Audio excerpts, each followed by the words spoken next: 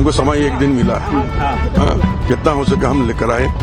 हम कानून मानने वाले हैं, इसलिए हम अब हम लाए हैं। सरकारी बुलागी में टीवी में आप लोग जो देख रहे हैं हम भी वही देख रहे हैं। अब ईडी का क्या निष्कर्ष आएगा बाद में बताया जाएगा। कुछ दिन पहले कैश के ढेर का ये वीडियो खूब चर्चा में रहा। वजह थी 15,000 की नौकरी करने वाले के घर में 32 करोड़ से ज्यादा का कैश मिला।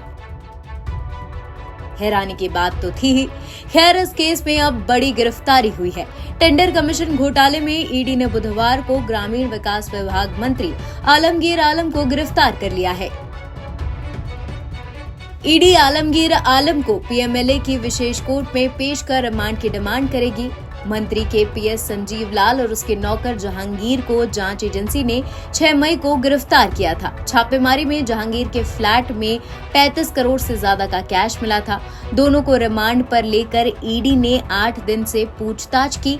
जहांगीर ने ईडी के सामने माना कि पैसे संजीव लाल के हैं। इसके बाद जब ईडी ने संजीव लाल से पूछताछ की तो पहले उसने इनकार किया। ईडी ने बाद में इसके विरोध में जब एविडेंस दिया तो उसने माना कि ये 35 करोड़ टेंडर कमीशन के हैं। 70 साल के आलमगीर आलम को पीएमएलए के तहत अपना बयान दर्ज करने के लिए मंगलवार को रांची के ईडी के जोनल कार्यालय में उपस्थित होने के लिए कहा गया था।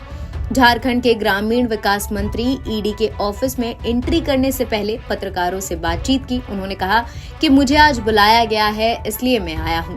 चौंकाने वाली बात यह है कि आलमगीर आलम के पीएस संजीव लाल ने पूछताछ में बताया कि पैसे मंत्री आलमगीर आलम के कहने पर वसूले गए थे।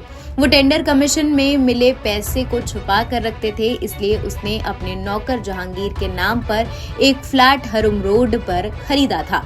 पिछले 3 महीने से वो इस फ्लैट में कैश जमा कर रहा था। बता दें, जिस इलाके में संजीव ने फ्लैट ले रखा था वहां के लोगों को कभी पैसे रखने की भनक तक नहीं लगी। टेंडर कमीशन घोटाले में ईडी एक बार फिर 6 मई से लगातार छापेमारी कर रही है। अब तक हुई छापेमारी में ईडी ने 37 करोड़ रुपए से ज्यादा को जब्त किया है। ईडी ने संजीव लाल की गिरफ्तारी के बाद कोर्ट को ये जानकारी दी कि टेंडर कमीशन से वसूली गई राशि विभागीय अधिकारियों में बढ़ती थी। कमीशन की राशि वसूलने के बाद संजीव की जिम्मेदारी थी कि वे उसे व्यवस्थित तरीके से सभी अधिकारियों के बीच बांट दे। ईडी ने कोर्ट में ये भी बताया कि संजीव लाल के पास जो दस्तावेज और डिजिटल डिवाइस मिले हैं उसमें कई अहम जानकारियां सामने आई हैं। कई अधिकारियों के नाम भी सामने आए हैं जो इस टेंडर कमीशन में शामिल हैं। सभी ईडी के रडार पर हैं। मंत्री आलमगीर आलम ने गिरफ्तारी के बाद इस्तीफा नहीं दिया है।